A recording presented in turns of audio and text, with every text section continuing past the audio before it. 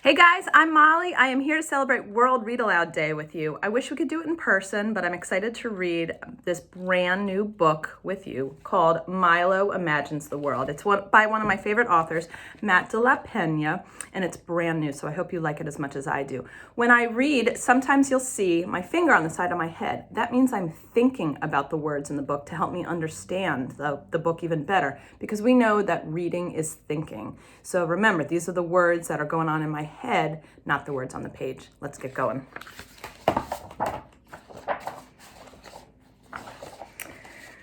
What begins as a slow, distant glow grows and grows into a tired train that clatters down the track. A cool rush of wind quiets into a screech of steel, and when the doors slide open, Milo slips aboard. I'm wondering if you guys take the subway to school like Milo seems to.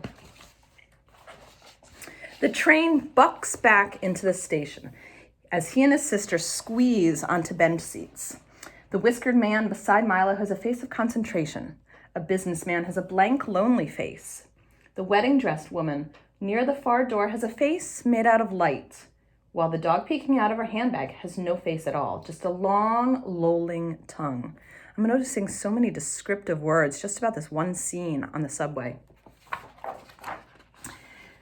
These monthly Sunday subway rides are never ending, and as usual, Milo is a shook-up soda. I love that description, shook-up soda. He's so excited he's about to burst.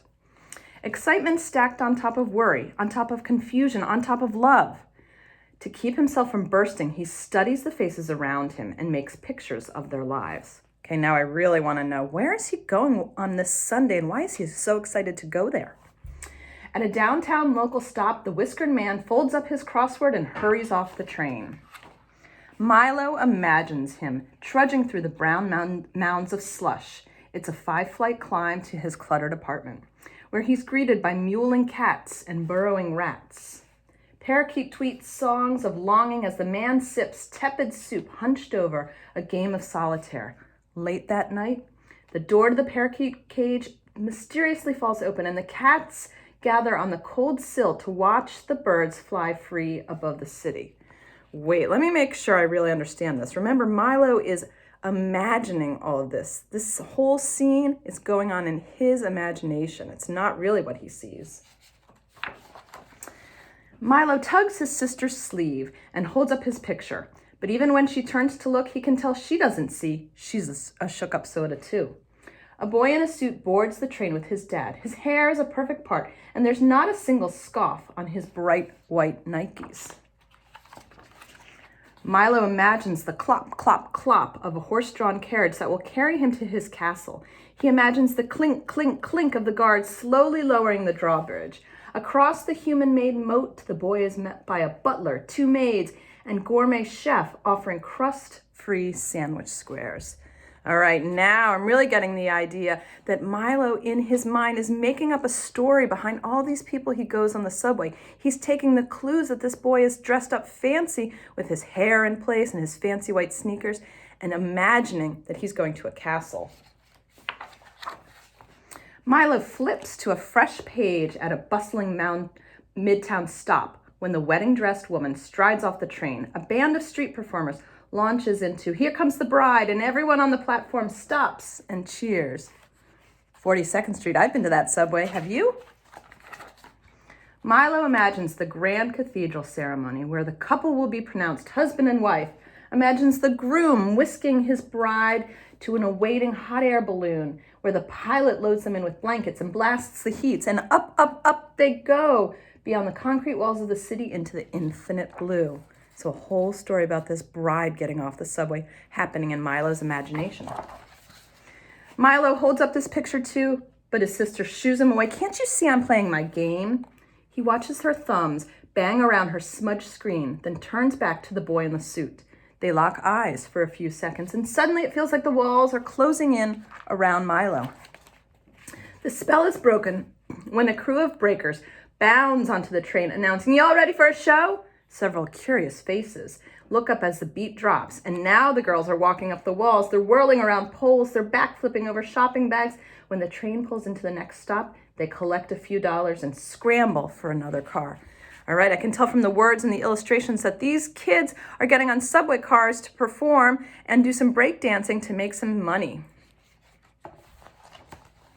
Milo imagines them going from train to train, doing their acts as everyone watches. But even after the performances are over, faces still follow their every move. When they walk down the electronics aisle at the department store, when they cross into the fancy neighborhood, Milo doesn't really like this picture, so he puts away his pad and turns his reflection to the window.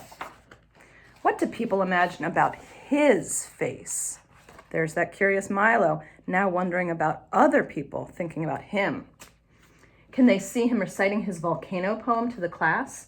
Can they hear his mom's soothing voice reading him a bedtime book over the phone? Can they smell the chili Colorado bubbling in a pot in his auntie's apartment near the cemetery? So we're getting all sorts of clues about Milo's family and home. Butterflies flood Milo's stomach when it's finally their stop. He follows his sister onto the cold station platform and up the stairs. Above the ground, he's surprised to see the boy in the suit a few paces ahead. So he's meeting that boy from the train again. I wonder where he's going. He's even more surprised when the boy joins the long line to pass through the metal detector. Now I really want to know, where are they going that has a metal detector? Milo's sister suddenly bends to give him a hug. I didn't mean to snap at you, she says. She takes his hand, adding, you have your picture ready? He nods, feeling the warmth of her fingers. As they slowly shuffle forward, Milo studies the boy in the suit, his dad rubbing his thin shoulders, and a thought occurs to him. Maybe you can't really know anyone by just looking at their face. To me, that's a golden line. I can't make decisions about people just by looking at them. I have to get to know them. Milo tries to reimagine all the pictures he made on the train. Maybe he could have done it like this instead. So I'm noticing that he's redrawing some of these pictures. Milo's chest fills with excitement when he spots his mom through the crowd.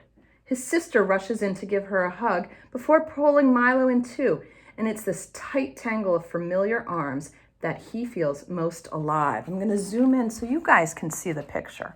I'm noticing that all of the women are in orange. And I'm noticing there's a guard and people are hugging the women in orange.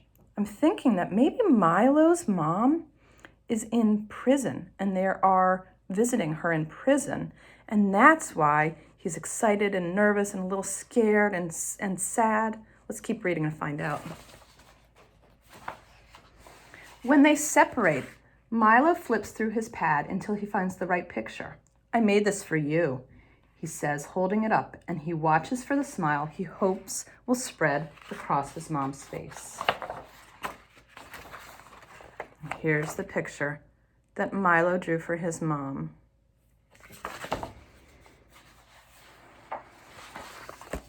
Thank you for reading Milo Imagines the World with me. Happy World Read Aloud Day.